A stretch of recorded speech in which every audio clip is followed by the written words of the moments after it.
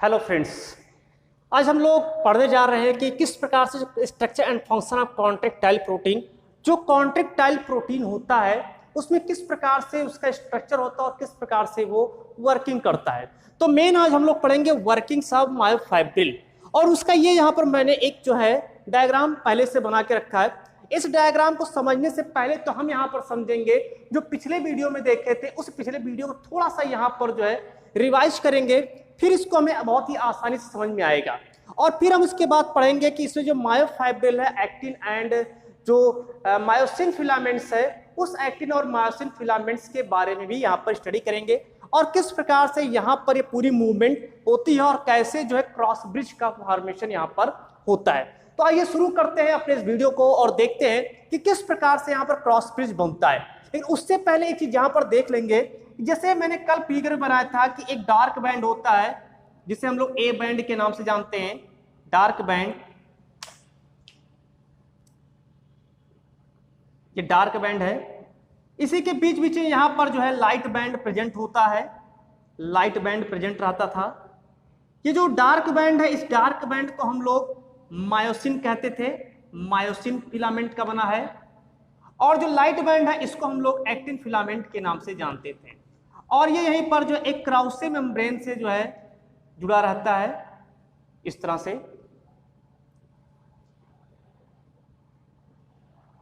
दोनों तरफ ये प्रोसेस जो है इसको हम पढ़ा चुके हैं पहले ही, ये प्रोसेस है। ये जेड बैंड इसको कहते थे, ये जेड बैंड है। और ये यहां पर ये ए बैंड है, यहां पर बीच वाली लाइन को एम बैंड मैंने कहा था। इसके यहां तक का जो पोर्शन है इसको हमने एच बैंड कहा था, और इसको पूरे कंप्लीट को हमने जो ए बैंड नाम दिया था। इसके अलावा जो लाइट बैंड है इसको हमने आई बैंड के नाम से कहा था। और इसमें जब यहाँ पर मूवमेंट होता है, कोई कॉन्ट्रैक्शन होता है, तो ये एक्टिन फिलामेंट जो है वो एक दूसरे के ऊपर आकर के चढ़ जाती है। इस प्रकार से प्रोसेस चल रही थी। ये पिछले वीडियो में हम इसको बता चुके हैं, लेकिन ये प्रोसेस होती कैसे, इस चीज को आज यहाँ पर हम लोग समझेंगे। सबसे पहले समझते हैं मायोफाइब्रिल के बारे में। देखिए, जो मायोफाइब्रिल यानी जो सार्कोमियर होता है, सार्कोमियर क्या है? अगर सार्कोमियर पूछा जाए तो यह जो मसल सेल होता है उसका यूनिट होता है। यानी यूनिट क्या होती है? सार्कोमियर होती है। तो उसमें दो प्रकार के मायोफाइब्रिल थे, एक था एक्टिन फिलामेंट, एक्टिन फिलामेंट, और दूसरा था मायोसिन फिलामेंट, मायोसिन फिलामेंट। अभी हम बात करेंगे यहां पर एक्टिन फिलामेंट की, फिर उसके बाद चर्चा करेंगे मायोसिन फिलामेंट की और कैसे वो यहां पर जुड़ता है, उस पूरी प्रोसेस को यहां पर समझेंगे।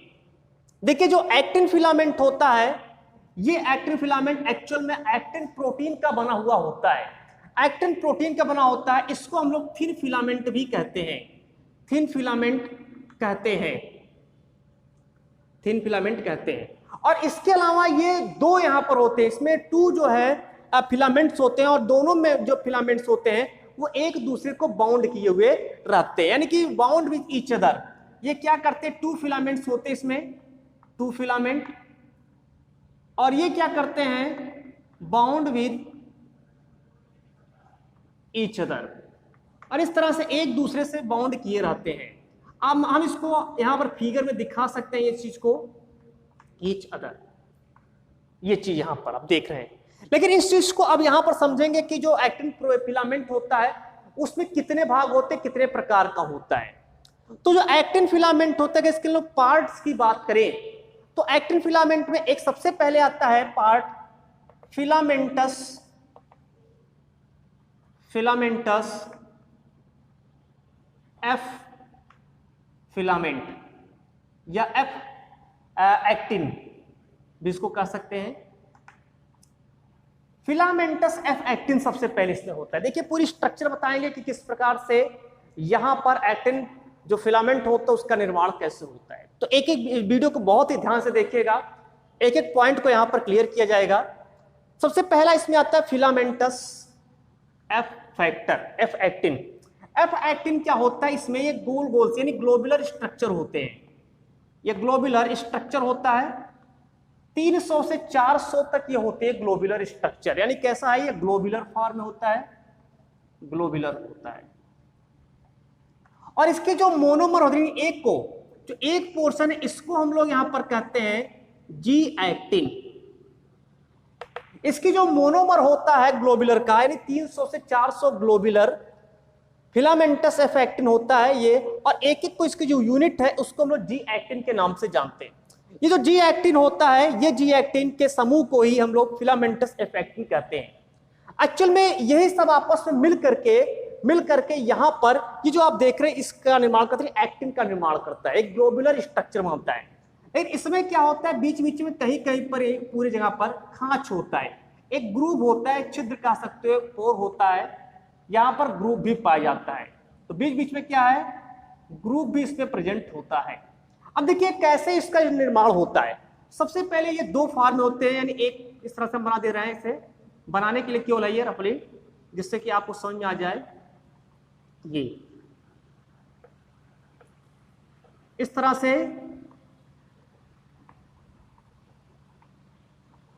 ये स्ट्रक्चर एक होता है, ऐसे ही दूसरा स्ट्रक्चर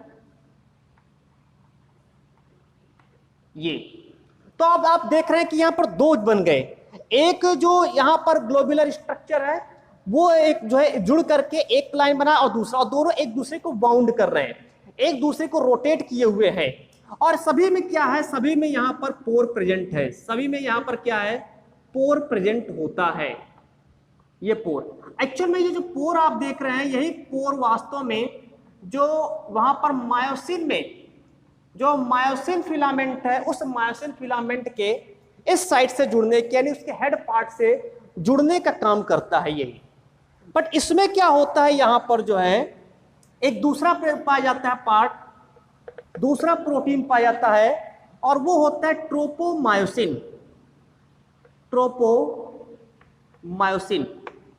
ट्रोपोमायोसिन क्या होता है, एक थ्रेड लाइक स्ट्रक्चर होता है जो प्रत्येक पोर को कवर किए रहता है, ढके हुए रहता है। यानी जब तक ट्रोपोमायोसिन हटेगा नहीं, यहां से जो ब्रिज बनना है वो ब्रिज नहीं बन पाएगा। तो ये क्या करता है, इसी को मैं से बना दे रहा है, ये क्या किया, इस तरह से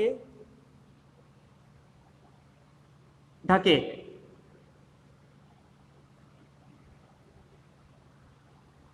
तो ये होता है ट्रोपोमायोसिन। ये क्या है, जो थ्रेड लाइक स्ट्रक्चर मैंने बनाया है, यही है एक्चुअल में ट्रोपोमायोसिन।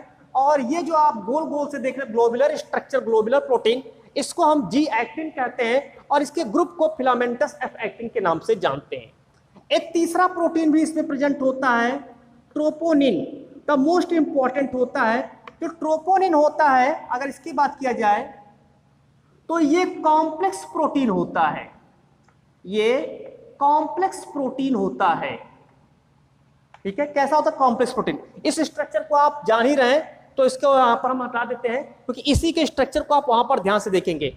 इस स्ट्रक्चर को अगर आपको पढ़ना है तो जो पिछली वीडियो है उस वीडियो को जरूर आप देखिएगा, तो उससे आपको एक क्लियर हो जाएगा। तो ट्रोपोनिन की मैं बात कर रहा हूं यहां पर। अब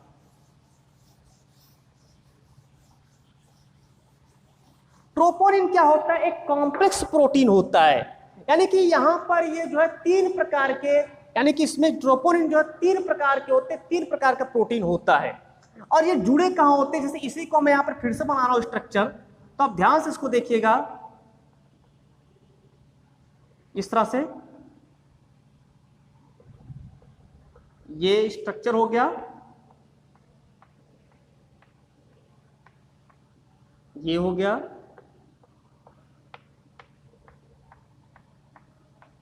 इस तरह से।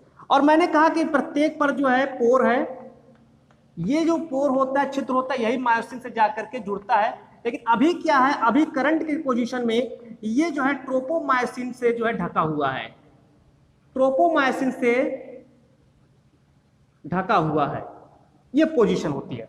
जो ट्रोपोनिन होता है, ये तीन प्रकार के इसमें प्रोटीन होते हैं, क्योंकि मैंने कहा कॉम्प्लेक्स प्रोटीन है ये कॉम्प्लेक्स प्रोटीन होता है। तो इसमें तीन पार्ट होते हैं, यानी कि तीन भाग होते हैं, यहीं पर मैं लिख दे रहा हूं नाम। एक होता है इसमें ट्रोपोनिन टी, एक होता है ट्रोपोनिन सी, और एक होता है ट्रोपोनिन आई। तो 3 प्रकार के प्रोटीन है, इसलिए हम इसको कॉम्प्लेक्स प्रोटीन कहते हैं। अब एक ट्रोपोनिन होता है, जैसे यहां पर प्रेजेंट है, मान लेते कहीं पर प्रेजेंट है, ये मैं 3 स्ट्रक्चर बना दे रहा हूं, 1 2 और 3। तो ये तीनों क्या है, ट्रोपोनिन है। सबसे नीचे ट्रोपोनिन टी होता है, इसको हम ऐसे शॉर्ट में लिख दे रहे हैं, ट्रोपोनिन टी। ये एक्चुअल में ट्रोपोमायोसिन से जुड़ा हुआ होता है, यानी ये किससे जुड़ा होता है, ट्रोपोनिन टी जो होता है ये बाइंडिंग साइट ऑफ, किसका बाइंडिंग साइट है, ट्रोपोमायोसिन का। ट्रोपोमायोसिन का ये बाइंडिंग साइट होता है। जबकि ट्रोपोनिन सी जो होता है ये एक्चुअल में मैंने पहले बताया था कि जो सार्कोप्लाज्मिक रेटिकुलम होता है, जैसे इसमें जैसे जो इलेक्ट्रोपोलराइजेशन की प्रोसेस होती है नर्व फाइबर में, सेम उसी प्रकार से इलेक्ट्रोपोलराइजेशन की प्रोसेस इसकी भी मेम्ब्रेन में होती है। तो ये इलेक्ट्रोपोलराइजेशन की प्रोसेस में क्या होता है, यहां पर कैल्शियम आयन चैनल ओपन होता है और सार्कोप्लाज्मिक रेटिकुलम, मैंने कहा था एंडोप्लाज्मिक रेटिकुलम इसका सबसे इंपॉर्टेंट पार्ट है, जिसको यहां पर सार्कोप्लाज्मिक रेटिकुलम कहते हैं। उस सार्कोप्लाज्मिक रेटिकुलम से बहुत ज्यादा मात्रा में जब यहां पर कॉन्ट्रैक्शन हो रहा है तो बहुत ज्यादा मात्रा में कैल्शियम आयन रिलीज होता है, और वो कैल्शियम आयन आकर के रिलीज होकर के इसके ट्रोपोनिन सी से जुड़ता है। ये ट्रोपोनिन जो कॉम्प्लेक्स प्रोटीन है उसके ट्रोपोनिन सी पार्ट से जुड़ता है, यानी ये किसका था, बाइंडिंग साइट, किसका बाइंडिंग साइट है, ऑफ कैल्शियम आयन का। तो कैल्शियम आयन ट्रोपोनिन सी से जुड़ता है, और ये जो आई होता है ये इनहिबिटिंग होता है, मतलब कि अब यहां पर कोई भी मान लेते हैं कॉन्ट्रैक्शन नहीं हो रहा है तो वहां पर इस प्रोसेस को रोक देता है। तो अब आप यहां देख रहे हैं कि ट्रोपोनिन टी और ट्रोपोनिन सी यहां पर होता है, ट्रोपोनिन सी और ये ट्रोपोनिन आई।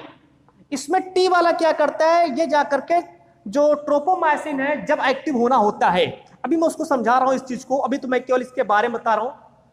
तो ये जो ट्रोपोनिन टी वाला है, इस ट्रोपोनिन टी जो है ट्रोपोमायोसिन से जुड़ता है, ट्रोपोनिन सी कैल्शियम आयन आकर के इससे जुड़ता है और एक्टिवेट करता है, और जब आवश्यकता नहीं होती है तो ट्रोपोनिन आई यहां पर एक्टिवेट होता है और इस प्रोसेस को रोक देता है, संदमन कर देता है, इनहिबिट कर देता है। तो ये जो है पहला एक्टिन फिलामेंट में ये सब प्रेजेंट होता है। दूसरा यहां पर हम बात करें मायोसिन फिलामेंट के बारे में, मायोसिन फिलामेंट। देखिए जो मायोसिन फिलामेंट होता है, इस पार्ट को यहां से हटा देते हैं, ठीक है, ध्यान रहेगा, क्योंकि इसमें कुछ मिटा नहीं सकते, क्योंकि अभी इसको इसी को आधार पर ये आपको बहुत अच्छी तरह से समझ में आ जाएगा। तो मायोसिन फिलामेंट कैसा होता है, तो थोड़ा सा इसको ध्यान से देखेंगे।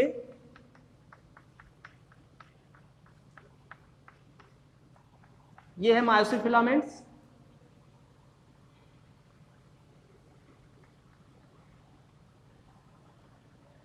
ये तो ये इसका पार्ट जो होता है ये हेड होता है। ये कौन सा पार्ट है, ये हेड पार्ट होता है। असल में जो हेड पार्ट होता है यहीं पर एक पाया जाता है enzyme, ATPase enzyme, ATPase enzyme present होता है, और इस एटीपीएज एंजाइम की उपस्थिति में यहां पर जो एटीपी होता है, क्योंकि कोई भी फंक्शन करने के लिए यहां पर आवश्यक होता है एनर्जी की, और एनर्जी कहां से प्राप्त होगी, एटीपी से प्राप्त होगी। तो एटीपीएज एंजाइम क्या करता है, एटीपी को एडीपी में तोड़ता है, यानी एटीपीएज एंजाइम का क्या करता है, ये हाइड्रोलाइज करता है, हाइड्रोलाइसिस होता है, किसका हाइड्रोलाइज करता है, एडीपी को, और जिसके फलस्वरूप क्या होता है, जो एटीपी होता है वो एडीपी और इनऑर्गेनिक फॉस्फेट में टूटता है, जिससे एनर्जी निकलती है, और इस एनर्जी के द्वारा ये जो हेड पार्ट है, ये हेड पार्ट जाकर के इस जो एक्टिन फिलामेंट है उससे जुड़ जाएगा। यानी ये हेड पार्ट किससे जाकर के जुड़ जाएगा, तो ये होता है बाइंडिंग साइट ऑफ एक्टिन से जुड़ जाएगा, और उस एक्टिन को एक्टिव कर देगा और वो अपना कॉन्ट्रैक्शन स्टार्ट होता है। चलिए समझते हैं इसको। अगर ये पोर्शन आपको समझ में आ गया होगा तो इसी पोर्शन पर बेस्ड है अपना ये पूरा टॉपिक। बहुत ही ध्यान से देखेंगे, सब कुछ यहां पर आपको क्लियर हो जाएगा। स्टार्ट करते यहां से। ये मायोसिन प्रोटीन है, यानी मायोसिन फिलामेंट है। ये क्या है, मायोसिन फिलामेंट है। मायोसिन फिलामेंट है। जहां पर मैंने मायोसिन फिलामेंट का ये हेड पार्ट मैंने बनाया, इसमें देखिए एटीपी है जो मैंने यहां पर दर्शाया है। ये एटीपी है जो एटीपी एंजाइम की उपस्थिति में इसका हाइड्रोलाइज होगा और ये एडीपी प्लस इनऑर्गेनिक फॉस्फेट में टूट जाएगा। और ये जो मैंने बनाया है ये क्या है, ये एक्टिन फिलामेंट है। ये एक्टिन फिलामेंट है। क्या है, एक्टिन फिलामेंट है। अब देखिए मान लेते हैं यहां पर ये अभी दूर दूर है। अब अचानक क्या हुआ कि यहां पर जो है कॉन्ट्रैक्शन होना है, मतलब लोकोमोशन हो रहा है या मूवमेंट हो रहा है, कॉन्ट्रैक्शन होना है। तो सबसे पहले क्या होगा, एक एटीपीएज एंजाइम आएगा और एटीपीएज एंजाइम आकर के यानी जो यहां पर प्रेजेंट है वो इस एटीपी को एडीपी प्लस इनऑर्गेनिक फॉस्फेट में तोड़ देगा with the help of ATPase enzyme और इसका हाइड्रोलिसिस कर देगा। यानी यहां पर क्या हो रहा है, अब इसके बाद क्या हुआ, हाइड्रोलिसिस ऑफ एटीपी हो गया, हाइड्रोलिसिस ऑफ एटीपी, और जिसके फलस्वरूप क्या हुआ कि जो एटीपी है वो एडीपी प्लस इनऑर्गेनिक फॉस्फेट पे टूट गया और यहां पर एनर्जी जो रिलीज हुई।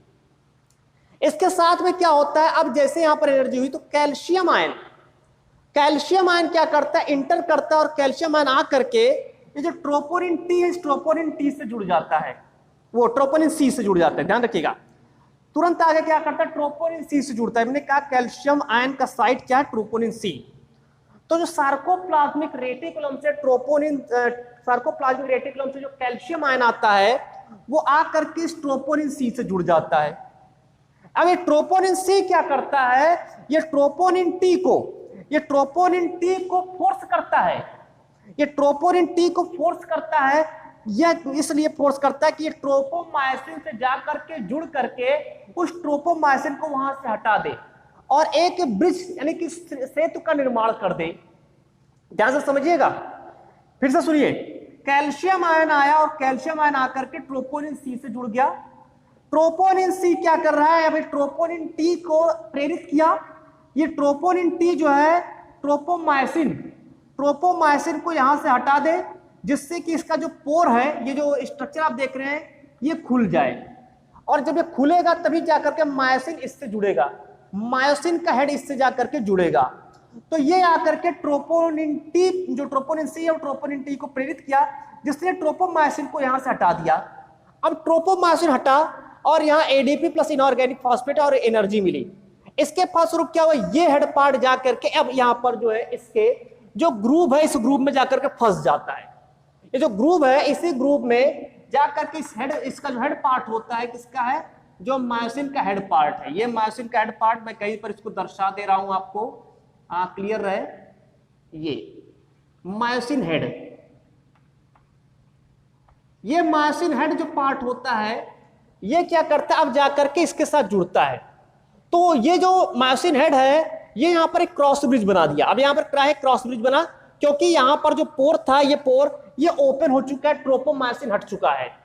तो इसके फलस्वरूप ये जाकर के इसके साथ जुड़ेगा। अब देखिए यहां पर ये प्रोसेस आया कि स्थिर फिलामेंट यानी कि एक्टिन जो प्रोटीन है, उस एक्टिन फिलामेंट से या प्रोटीन से जाकर के जुड़ता है और क्या बनाता है, एक cross bridge bind to actin, और ये जाकर के इसका हेड जो है इसके साथ देखिए यहां पर जुड़ गया है। इस जो एक्टिन वाला इस एक्टिन के साथ यहां पर जो है जुड़ गया है। अब ये यहां पर जुड़ा है तो इसके साथ क्या होता है, अब देखिए यहां पर ये जो प्रोसेस है, आप देख रहे हैं इसका मुख इस तरफ से है, इस तरफ मुख है, ध्यान से देखिएगा, ये मुख इस तरफ है, हेड इस तरफ है। अब ये क्या करता है, यहाँ कॉन्ट्रैक्शन होना है और अब ये क्या करेगा, मूव कराएगा उसी एंजाइम, उसी एनर्जी की सहायता से। जो एटीपी अभी हाइड्रोलाइज हुआ है, एनर्जी निकली है, उसी के हेल्प से अब ये क्या करेगा, इसको मूव कराएगा। और ये देखिए अब इसको इधर की ओर खिसका दिया, यानी ये इधर की ओर जो है मूव करने लगा, अब इधर की ओर। तो इस तरह से ये लगातार प्रोसेस चलती है, जिसके कारण जो एक्टिन होता है वो एक्टिन आगे पीछे खिसकता है, बट मायोसिन अपने पोजीशन पर ही रहता है। मायोसिन क्या है, वो अपने पोजीशन पर ही रहता है, केवल एक्टिन फिलामेंट ही जो है वो आगे पीछे की ओर खिसकती है। जो पिछले वीडियो में मैंने समझाया था किस प्रकार से वहां पर कॉन्स्ट्रिक्शन एंड रिलैक्सेशन की प्रोसेस होती है। तो जब ये एक बार इधर गया तो कॉन्स्ट्रिक्शन हो गया, फिर वापस आया अपने पोजीशन पर तो रिलैक्सेशन होता है। तो इस तरह से पूरा जो हम लोग का मस्कुलर टिश्यू है यानी मसल सेल है, उस मसल सेल्स में इस तरह से प्रोसेस होती है और लगातार जो है ये प्रोसेस चलती रहती है। कब तक चलेगी? जब तक हम वहां पर मूवमेंट करेंगे। जैसे हम रुक जाएंगे, अब वहां पर क्या होता है, ट्रोपोनिन आई आता है और ट्रोपोनिन आई धीरे धीरे आकर के उस प्रोसेस को इनहिबिट करता, रोकता है और वहां से कैल्शियम आयन को यहां से हटाता है, क्योंकि अब वहां पर कोई कार्य नहीं हो रहा। तो कैल्शियम आयन क्या होता है, अब वापस अपने सार्कोप्लाज्मिक रेटिकुलम में जाने लगते हैं। यानी कि वो कैल्शियम आयन जो सार्कोप्लाज्मिक रेटिकुलम से साइटोप्लाज्म में आया था, किसके साइटोप्लाज्म में? मसल सेल के। और साइटोप्लाज्म में आकर के ट्रोपोनिन सी से जुड़ा था और वो पूरी प्रोसेस आगे कराया था। अब वो कैल्शियम आयन वापस अपने सार्कोप्लाज्मिक रेटिकुलम में जाने लगता है और जब वो चला जाता है तो वहां पर एकदम रिलैक्स हो जाता है। अब ये यहां से जो ट्रोपोनिन टी है, यानी कि ये ट्रोपोनिन टी अब यहां से हटता है, ट्रोपोमायोसिन वापस इस ग्रुप को आकर के ढक लेता है, यानी अब वहां पर कोई भी मूवमेंट नहीं होती है। तो इस प्रकार की प्रोसेस यहां पर होती है, इनहिबिट का कार्य ट्रोपोनिन आई के द्वारा होता है। तो इस तरह से हमारे जो बॉडी है, मसल्स है, उस मसल्स में मूवमेंट होता है। एक्टिन फिलामेंट लगातार एक्टिव होकर के आगे की ओर खींचते, इस तरह से लगातार ये बढ़ती रहती, घटती रहती, इस तरह से चलता रहता है।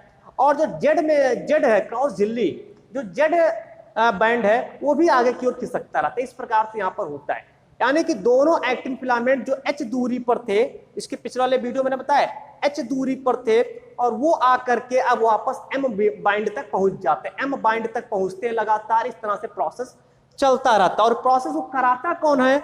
ये मायोसिन में प्रेजेंट जो हेड है, ये हेड जाकर के उससे जुड़ता है एक्टिन से, एक्टिन के ग्रुप से, और तब जाकर के उसको इधर उधर जो है करता है। यानी एक से किसी चीज से जोड़ दो, ऐसे उंगली है, अब सपोज करिए ये उंगली है और जाकर के इसमें धंस जाए। अब इस उंगली को इधर उधर आप कर रहे हैं, इसमें ये हेड पार्ट है, इस मायोसिन का हेड पार्ट है। अब ये उंगली यहाँ पर धंसा है और ये पहले पोजीशन ये से था, देखिए यहाँ पर ऐसे पोजीशन है। अब ये क्या किया, ऐसे हो गया, तो पोजीशन देखिए यहाँ पर आ गया, ये पोजीशन। इस तरह से ये पोजीशन चलता रहता है और इसके थ्रू जो है जो भी एक्टिन होता है वो आगे पीछे लगातार मूवमेंट करता रहता है। तो इस तरह से जो हमारा मसल्स होता है, उस मसल्स में कॉन्स्ट्रिक्शन एंड रिलैक्सेशन दोनों प्रोसेस चलती रहती है और हमारा मसल्स पूरी तरह से मूव करता रहता है। तो आपने देखा क्या कि हमारा एक्टिन फिलामेंट एंड जो मायोसिन फिलामेंट है, ये एक्टिन और मायोसिन में लगातार कॉन्स्ट्रिक्शन होता है। मेन जो कॉन्स्ट्रिक्शन होता है वो एक्टिन में होता है, मायोसिन उस कॉन्स्ट्रिक्शन में हेल्प करता है और उसको कॉन्स्ट्रिक्शन को कराता है। तो ये पूरी प्रोसेस आपकी थी कि किस प्रकार से जो कॉन्ट्रैक्टाइल प्रोटीन है उसका स्ट्रक्चर और फंक्शन देखे कि उसका स्ट्रक्चर कैसा है, और साथ में उसके फंक्शन को आपने देखा। या कह सकते हैं कि किस प्रकार से मायोफाइब्रिल अपने वर्किंग को करता है, वर्किंग ऑफ मायोफाइब्रिल किस प्रकार से मायोफाइब्रिल्स वर्क करता है। तो ये चीज आपको यहाँ पर क्लियर हो गया होगा। तो ये आज के वीडियो में आपने देखा कि किस प्रकार से मसल फाइबर जो है या मसल सेल है उसमें लगातार कॉन्ट्रैक्शन एंड रिलैक्सेशन की प्रोसेस होती है। अगर ये वीडियो आपको थोड़ा कम समझ में आया हो तो इस वीडियो को फिर से एक बार देखिए। आप बार बार इस वीडियो को जितनी बार आप देखेंगे उतनी आपका कॉन्सेप्ट यहाँ पर क्लियर होगा। तो इस चीज को भी आपको नोटिस करना है कि आपको कॉन्सेप्ट भी क्लियर करना है, क्योंकि अगर आपको किसी भी मेडिकल एंट्रेंस एग्जाम में, चाहे आप नीट या एम्स या अदर कोई मेडिकल एंट्रेंस एग्जाम को आप देते हैं, तो आपका कॉन्सेप्ट बहुत ही क्लियर होना चाहिए। तो आई होप आपको इस वीडियो के थ्रू आपको पूरा इसका कॉन्सेप्ट आपको क्लियर हो जाएगा कि किस प्रकार मसल्स में कॉन्स्ट्रिक्शन एंड रिलैक्सेशन की प्रोसेस होती है। अगर ये वीडियो आपको समझ में आया होगा तो इस चैनल को सब्सक्राइब जरूर करिएगा और वीडियो को लाइक जरूर कर दीजिएगा। Thank you so much.